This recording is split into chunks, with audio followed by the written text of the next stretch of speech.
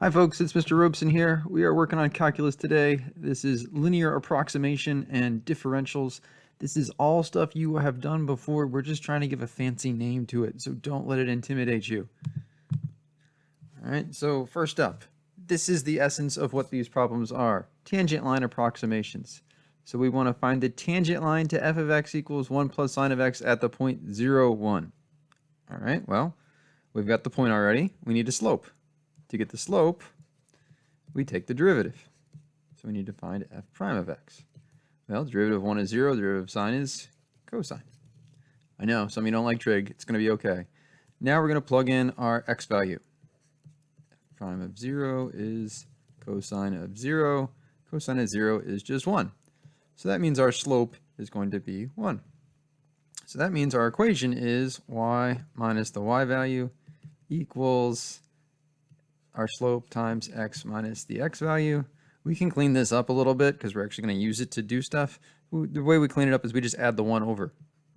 Often we will put it in front.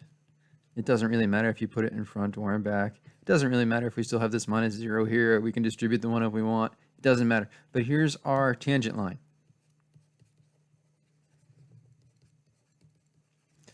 Now we're going to use this tangent line to approximate f of 0.1. All right, if we tried plugging in f of 0.1 up here, so f of 0.1 would equal 1 plus sine of 0.1. 0.1 is not a value we can get sine for easily, except for if we use our calculator. However, we have this other line here that's tangent to the curve at that exact point 0, 1, which is very close to 0.1. So 0 is close to 0.1. These are our x values we're looking at. And 0 is a point we know the value for. Like we can plug in 0, we get 1. So what we end up doing is we use this line instead of using this function. So we don't use 1 plus sine, we just use this guy.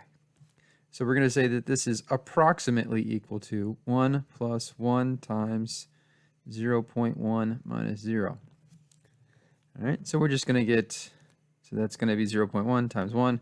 We're going to get 1.1 as our answer. And remember, this is an approximation. So we would say f of 0.1 is approximately equal to 1.1.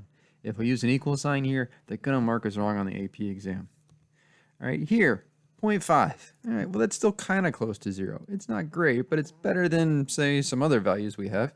So we can say that this is approximately equal to 1 plus 1 times 0.5 minus 0, which is 1.5. So we can say f of 0.5 is approximately equal to 1.5. All right, and here's our graph. All right, so 0.1 is probably pretty darn close to 0. All right, it looks like this curve and the tangent line are pretty much the same at that point. All right, and if we go a little bit farther, 0.5, which is about halfway, they're still pretty close to each other. If we want to, we can pull out our calculator and we can plug in to see how close it actually is, but it really doesn't matter. We are close, and that's all that matters. All right, we can also say that we are going to be slightly above. All right, so the blue line, the tangent line, is going to be above that, and the way we can tell that is because it's concave down. So that means if it's concave down, we're going to have an overestimate of the value from the tangent line. All right. If we're concave down, the definition of concave down was that the tangent lines were above the curve. Here we're concave up, now the tangent lines are below the curve, so it's the other way around there. We'll talk about that more later, we'll see how that works. All right, so we have two actual notations we can use here. We have one notation, delta y. This is called delta y. This is the Greek letter delta. All right, it is the actual difference between the 2 point values. So if we were to find f of 0.5 and subtract f of 0, we could see what the actual difference is between the two. Right? We can approximate that difference, however, using what's called dy, which is a differential.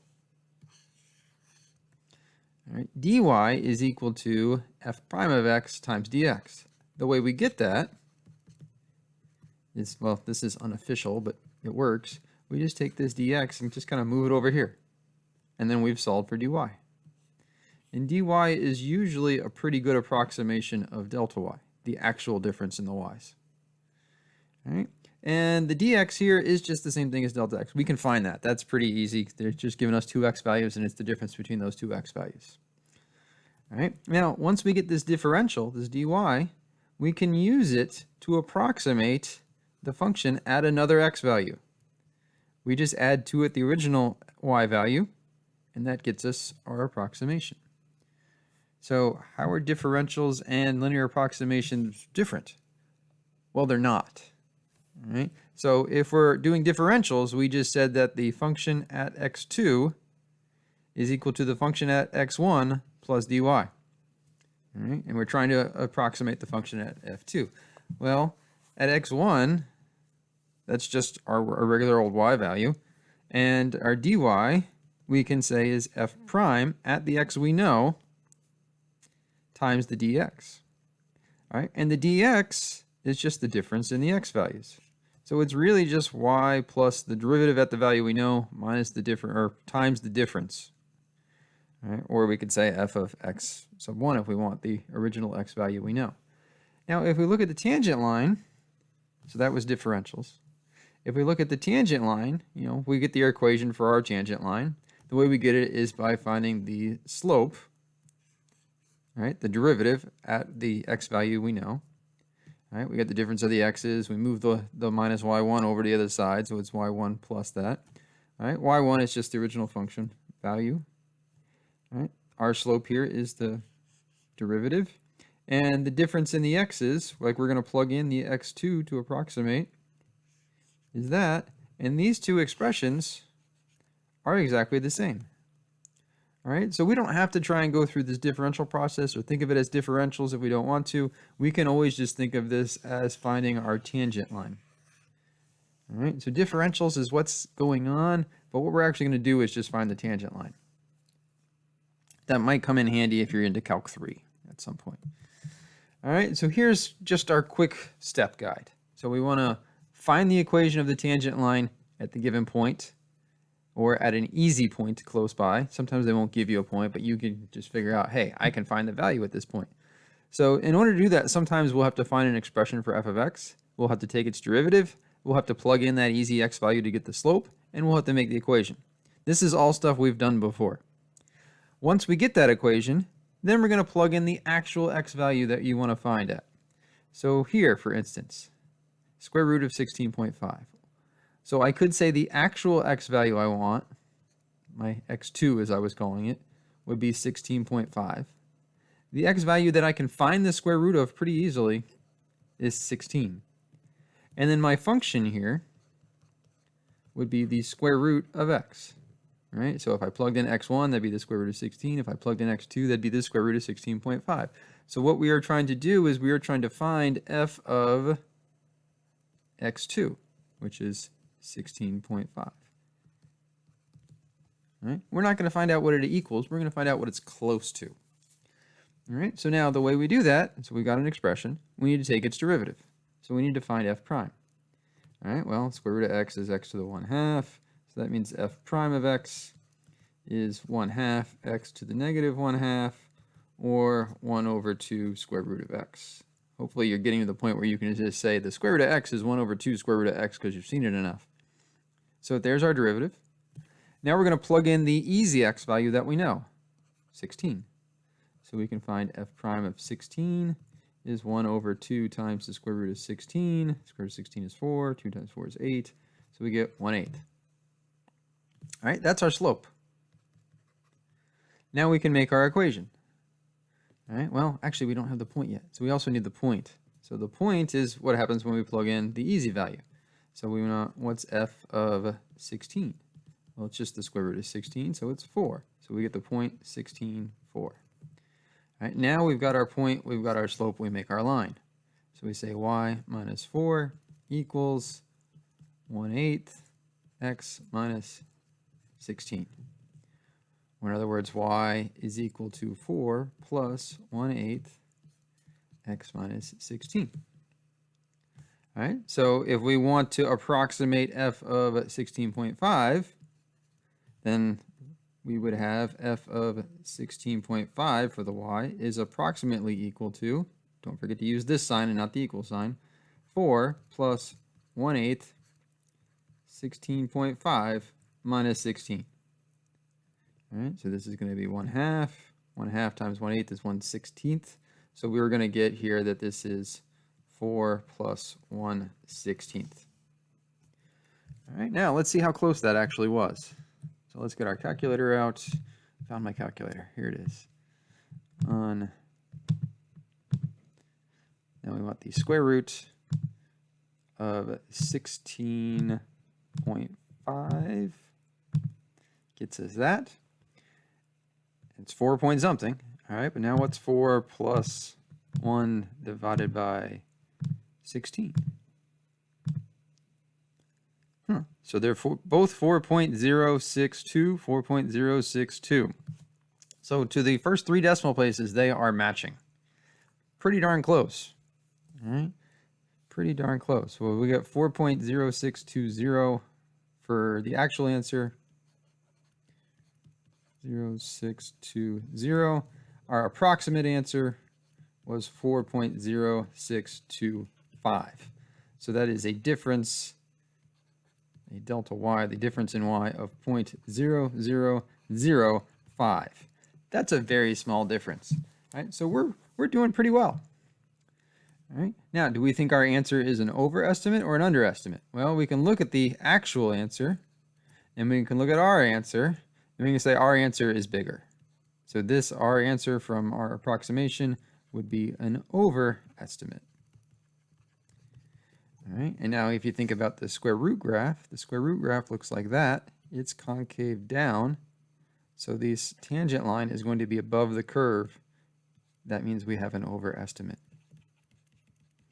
So we have just confirmed it by looking at the actual numbers, but now we can also look at the graph and see. All right, I think this is the last one. So use linear approximation to estimate the cubed root of 7.5. All right, so we're going to say that our function f of x is just the cubed root of x. Our x value that we can find easily, the cubed root, well, I can find the cubed root of 1. I can find the cube root of 8. I can find the cube root of 27. So 8 looks like it's going to be our closest guy. And we want to use that to find the value. We'll say this is x1. x2 is 7.5. All right, so the actual point that we would have, f of 8, would be the cube root of 8, which is 2. So we got the point 82. Our slope, we need to find the derivative of the cube root. So that's going to be 1/3 x to the negative 2/3. So f prime is 1/3 times the cube root of x squared. And now we're going to plug in 8 to get our slope. So our slope will be 1/3 times the cube root of 8 squared. So the cube root of 8 is 2. 2 squared is 4. 3 times 4 is 12. So we get 1/12 for our slope.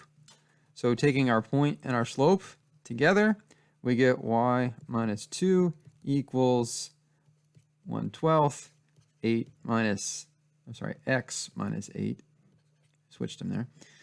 Now we're going to plug in 7.5, and we're going to add the 2 over, and we're going to say that our y value is approximately equal to 2 plus 1/12, 7.5 minus 8. So this is going to be negative 1/2. So 1/12 times 1/2 is 1/24. It is negative.